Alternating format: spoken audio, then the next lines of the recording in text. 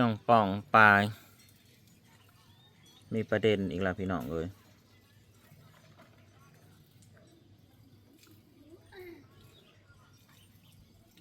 เดี๋ยวจะเอาให้ฟังมาเมื่อวานนี่ผัดอีอุ่นผัดเอาเงินให้ผัวถือเมื่อจนเบิดอีแม่ลูกแปดนะเอาเงินให้ผัวถือเมื่อจนเบิดพี่น้องเอ้ยเดี๋ยวสิมาบอกกันมาแล้วเมื่อหอดจังมงก็พอลูกแปดมัน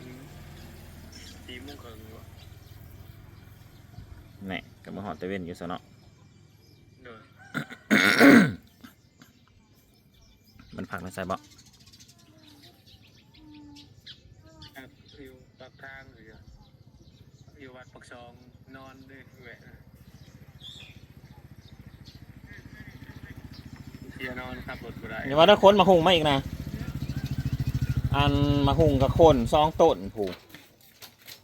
ต้มปลาหน่อยเด้อเสียแพ้วะไผสิหมอกปลาให้นี่มาว่าโอนกำลังถ่ายคลิปแว่นเป็นหลักฐานอยู่นี่ไปโห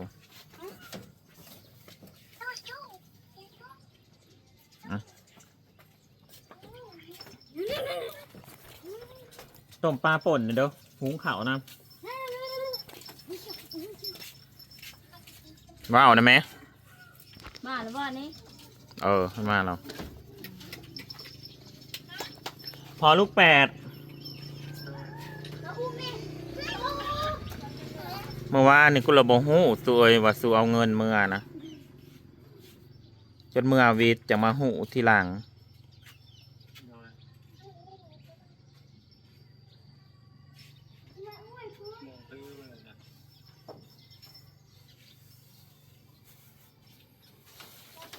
ว่าแล้วไม่อุ่นอีอุ่นนะมันเป็นห่วงเงินเดี๋ยวนี้นะมันขีดน้ำเงินมันจะนอนกับสิบรับมันย่างบริเหตุบาสอย่าเด็ดขาดบอกมันไปแล้วเมื่อวานนี่ถ้าเกิดว่าเงินจำนวนนี้นะถ้าเกิดว่าเบิร์ดไปแล้วบริเหตุบาสนี่คือว่าซูนย์สิบริมาใกล้กูอีกว่า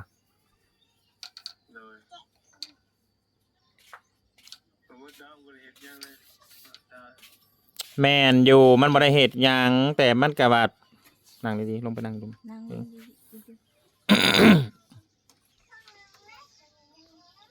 มันเห็นเงินแล้วมันอยากไส้เข้าใจบอกเผื่ออุ่นสิได้เมื่อเผื่อสีดำหน้าแล้วยังก็ตามแต่สิใต้แห้งไปแล้วก็อดไว้6,000หานะฮะมันเหลือกับขาเดินทางนะ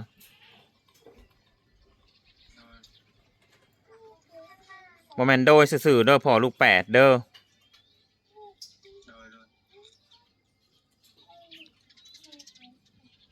มันจำเป็นจังไส้จังว่าลูกจะมาหนาจอยไปหัวพอเอาเงินเมื่อเบิดตัวนี้ยูกิ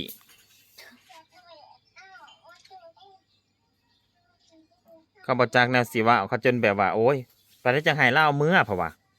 ของตอนแรกว่าสิถือไว้ก่อน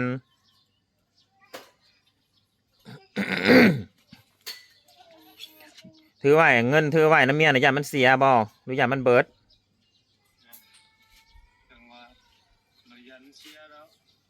ยามันเบิด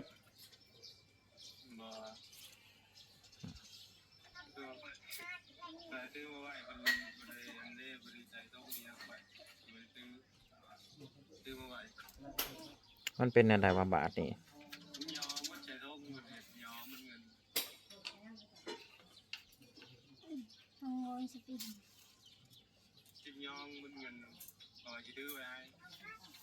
ถือไว้หายก็คือถือไว้หายเด้อบ่แม่นว่าสิไปอันใส่ไปจ่ายมาลำมาลอยจกน้อยจกใหญ่เพื่ออุ่นเมื่อพอเบิร์ดพอดีแล้วมันสิหายบัตรกับสิบได้เหตุเงินกับเบิร์ดยาเด็ดขาดกูหามโลด กันสู้อย่างมาใกล้กูอีกนะกันเงินจำนวนนี่เบิดเนี่ยคือจบอย่ามาใกล้กูอีกเลย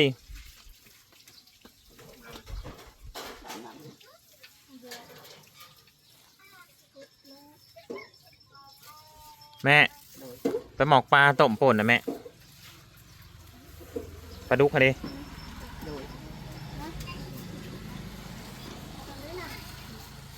ก็ขีดน้ำเลยเนาะ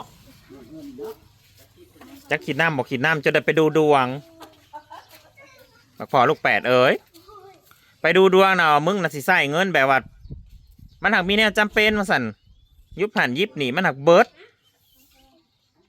ได้เงินจำนวนที่มึงถือเมื่อหนนาหมอดูว่ามันสิเบิร์ดได้จะกระบอกอีอุ่นอยู่ว่าจะสิเสือตัวใดหรือบ่เสือก็แล้วแต่ตัวนี้ก็ได้มันก็เลยระแวง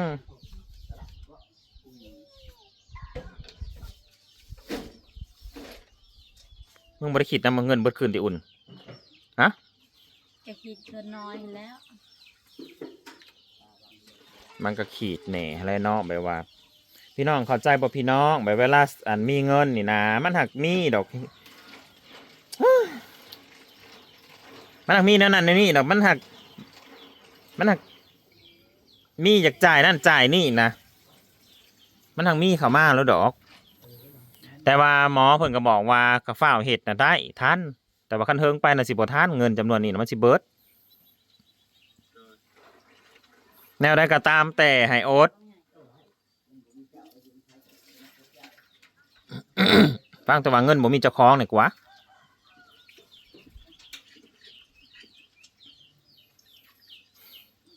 ถือไว้ดีๆให้มันจุบขาบัตรแล้วมันสิเฮ็ดบัตรแบบบัตรด่วน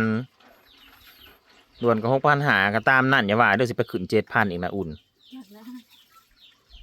มึงต้องได้สัมภาษณ์ได้ต้องได้มาสัมภาษณ์อยู่สวรรค์พี่แมนได้สัมผัสในวันที่แล้วอืม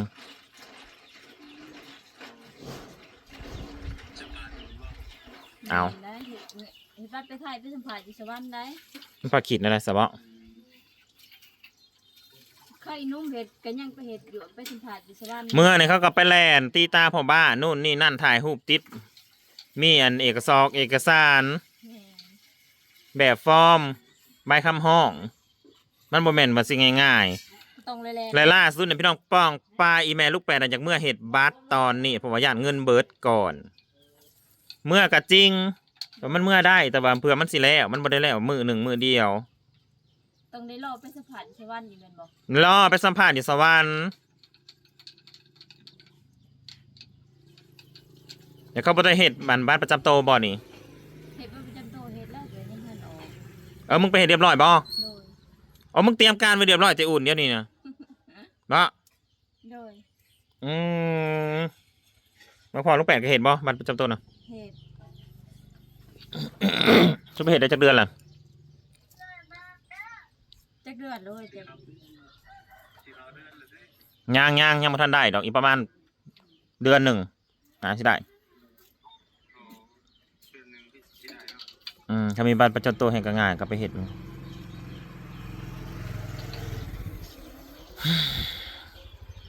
ได้กระยาเด้อลูกแปดเด้อมึงโอดเอาเด้อบอกลูกแปด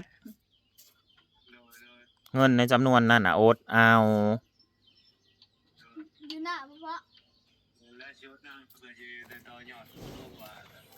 เพราะว่าเงินจำนวนนี้นะเป็นเงินที่อุ่นจะได้ไปต่อยอดได้นี่นะจะไปต่อยอดแล้วก็แบบว่า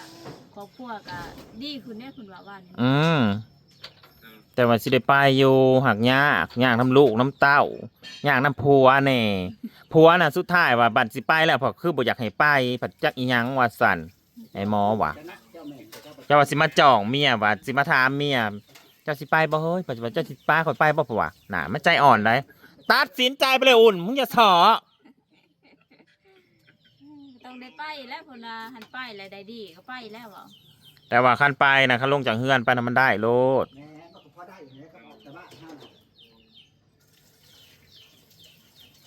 โอ๊ตแล้วบ่แม่นว่าสิไปใส่เงินตั้ง10,000ป้ายเนาะย่าได้ให้โอ๊ตซ้ำๆมีอุ่นเมื่อนี่เงินจีบก็เมียนแพงซื้อน้ำมันไทยหน้าแ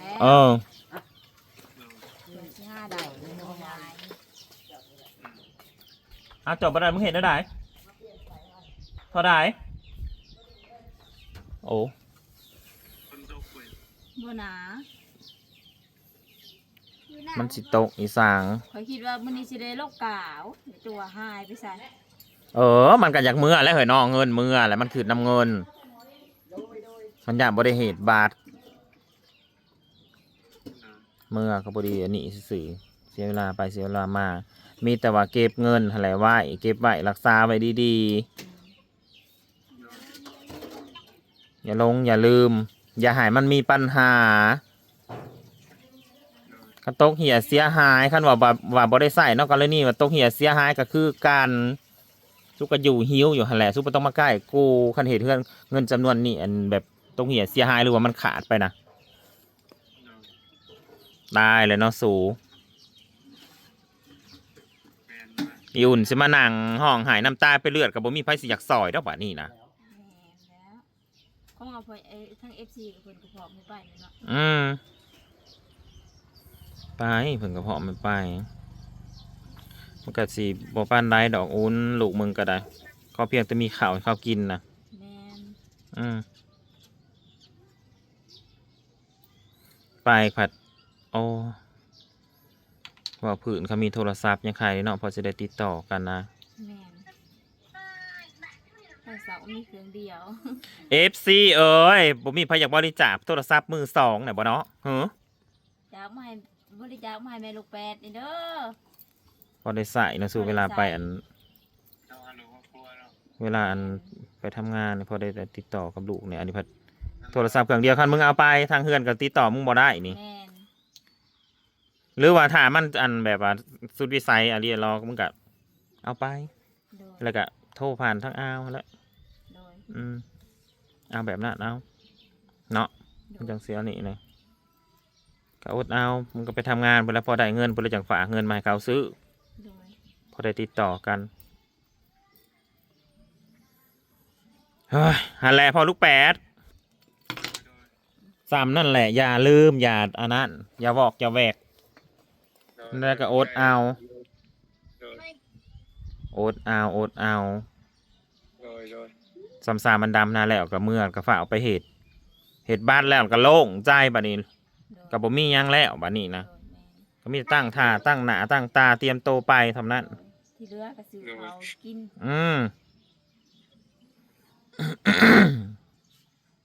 ก็ขีดน้ำอะไรหัวเขาก็จะมาหายอุ่นเมื่อวานนี้ก็คือเอามือคือผ่าแต่เอามือมันบ่แม่นว่ากูย่านพวมงไปเห็ดนั่นเห็ดนี่ดอกอุ่นแต่ว่าเงินนะเวลาเห็นเงินนะมันหักจากโอ้มันหักอยากใส่เงินนะมันหักจากกระจอกกระแจกมันหักมาล็อกปอกแป๊กมันหักมีเข้ามาแล้วดอกโอ้ท่านเฮาใส่อันท่านนะมันก็ทัน โดย ท่านแบบว่าสิ่งที่เราต้องการเราจะเห็นนะ โดยแม่ ที่ น เรา แล้ว ใส่ท่านหลักท่าน แต่ว่าแม่ลูกแปดเราอยากเห็นแบบด่วนพี่น้องก็6,000หา คำนวณนั้นเดือนหนึ่งได้บ่ บ่ฮอด บ่ฮอดเดือนครับ บ่ฮอดเดือน 6,000หาได้ โดย เนี่ยก็เฮ็ดด่วนนะเขาว่าจะไปว่าจะ โดย เอา กระเพรา คันสิไปซ่าก็อยู่หิวอยู่ฮะพอดีแบบเป็นอันยื้อเวลาไปดีมันยื้อเวลานะ ไปเลยอยากเข้าการเข้างานเลยก็อยากได้เงินได้ค้ำผ้าไม้ครัวซื้อเลี้ยงลูก ก็นั่นแหละ เป็นผู้หาก็ใครได้เนาะมีผู้หา อันดับแรกก็ซื้อข้าวแหละ นั่นแหละจุดหนัก แล้วกินกันเขาหากินเอง ของอยู่ของกินน่ะประเด็กินยังแต่ กิน จัก กินยัง คือจุดหนักมันต้องเข้านั่นแล้ว โดย อืมตัวเนี่ยอยู่ในกินเนี่ยประเด็กีฬาประจำไปเลยนะเขาชมว่าบ่มีเกือบซ้ำลูกเรือ ปลาแดกกับบ่มีแม่อย่าว่าหลาย บ่ได้คันเลยก็เลยก็ซื้อ มันบ่ได้ปลาแดกหลายคือของเฮาได้กบลงไปมีแต่กระปุกปลาแดกบ่เห็นบ่กูไรซ่าอยู่ปลาไหนยังมาให้กูซื้อมาทางนี้ก็ได้ ไปวัดได้ซื้อวัดได้บ่ ไปเลยเรียนหลายสาย ก้มลงไปเพราะว่ามีแต่ปุกปลาแดกอยู่ในพื้นนะโอ้ยบ่ซื้อหัวมันเลยเด้อว่าบัดนี้เอาล่ะพี่น้องก็ฝากเป็นกำลังใจให้ครอบครัวลูกแปดแหน่ภาวนาว่าให้เงินจำนวนนั้นให้มันเหลือก่อนสิดำหน้าแล้วนี่นั่นแล้วจังหวะจะให้พ้นตกไว้ จังหว ๆแล้วให้ดำหน้าแล้วไว้แล้วให้อุ่นมันเมื่อซา มีใหญ่ว่ามีสิรถให้รถ แม่นเคยก็ว่าอยู่ได้ นอนเด้อบอกสิเพิ่น เฮาเองนะเฮาบ่ได้ย่านว่าพอลูกแปดมันสิไปเฮ็ดนั่นเฮ็ดนี่เด้อเพียงแต่ว่าเฮาย่านมันมีสิ่งจำเป็นที่ต้องใส่เงินหั่นนะอย่า เกิดเหตุสุดวิสัยขึ้นมานั่นมันอุบิเหตุขึ้นมานะมันสิโอ้ยก็นั่นแหละกับภาวนาให้เงินจำนวนนี้นะฮะมันเหลือไว้ให้อุ่นเห็ดอันบาสซะพอสิได้ไปเนี่ยแต่ว่าแม่หมอนะว่าการสิได้ไปไว้เนี่ยยังบ่ได้ไปเพราะมันสิยากยุ่งยากหลายย้อนลูกยากนะก็ได้ เรื่องผัวนี่นะ ทั้งลูกทั้งผัวว่าสันบาดสิไปแท้ๆเพราะว่า แต่ผัวก็ยันว่า ผัวเพราะว่าบ่อยากให้ไปปากนะว่าบอกว่าคือว่าอยากให้ไปอยู่แต่ว่าใจนะผัดฮอดใกล้สิไปแบบว่าคือบ่อยากให้ไปนั่นแหละแต่ว่าเขาลงคันตัดสินใจนั่นแม่นเพิ่นว่าแล้วว่ามันอยู่ที่โตมึงคันมึงตัดสินใจคือปึ๊บไปเลยได้ โดย มันอยู่ที่โตมึงว่าสิตัดสินใจบ่ดิคุณเป็นจังซี่หากว่าโอเคอยู่คันแม่นอันนี้ก็ได้มึงก็สิบ่ยากปานใดดอกถึงแม่นฝืดไปได้มึงก็ต้องได้ไปนะ อ๋อ แม่น ตัดสินใจใส่ไปสุดท้าย ฝืดไปได้ก็แม่นได้ไปอะไรพี่น้องป้องปายขอบใจหลายๆขอบคุณหลายๆทุกคนที่ติดตามพี่น้อง อันนี้ก็เป็นเรื่องราวของพ่อลูกแปดจะมาคิดกันได้แหละเนาะมันก็เสือใจผัวมันนั่นแหละเมื่ออะไรบานนี้ ลูกไปผัว เมื่อนั้นเฮาผัดบ่เสือใจผัวเฮาบ่เสือใจผัวมันบ่เสือใจแนวใดย่านมันยุบหันยิบหนีหนนะก็คือแม่หมอเว้าเมื่อวานนี่แหละใส่หันซื้อหนีซื้อนั่นซื้อนี่แล้วก็เบิดบ่ได้ยัง ผัวดีเนาะ เออ ผัวเดี๋ยวเงินแท้ ต่อดำเงิน มันจะคงสิ นำภาษายังอันนั้นเนาะเฮาแห่งกะจ่ายร้ายแหละ แต่ว่าอุ่นกับเฮากับความตั้งใจของเฮาก็อยากให้มันเฮ็ดบัตรอะไรหลักๆอันดับ1นั่นแหละเฮ็ด เดี๋ยว บัตร เขาได้บัตรแต่เนาะ ให้มันไปว่า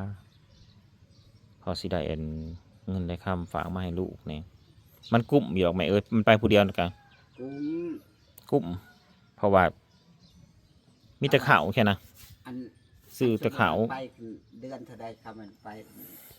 ซ้ำนี่ซะก่อนพี่น้อง เดือนละ10,000พุ่นแล้วเนาะ มันก็ต้องหมื่นป้ายอยู่แล้วไหมเอ้ย มันถากเงินมากินเดือนหนึ่งเพื่อจะได้รับใหม่อีกมันก็บ่ทันเบิดดอก อ๋อบ่เบิด มันเป็นถึงมันก็เฮาก็สิไปกินกระเดียกกระดอกเฮ็ดว่าได้เงิน อืม มาไปสิ